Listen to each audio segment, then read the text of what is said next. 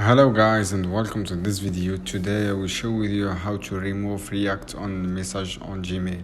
So guys, basically this is you can do just follow this step and work through process. Guys, open your Gmail and access your Gmail account, and next locate the message from which you want to remove or change React.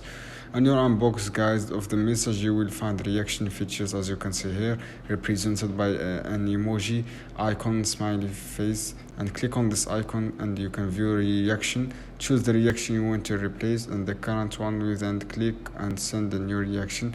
Remember guys, if you wish to remove reaction entry, you only have short window of time, and so keep eye of pop-up notification from the left corner of your screen. This notification you can just click cancel when you see this pop-up, and this is opportunity reaction before the opportunity expires. By following this step you can easily manage reaction. So guys, I hope this video helpful for you. See you on another video soon. Keep watching.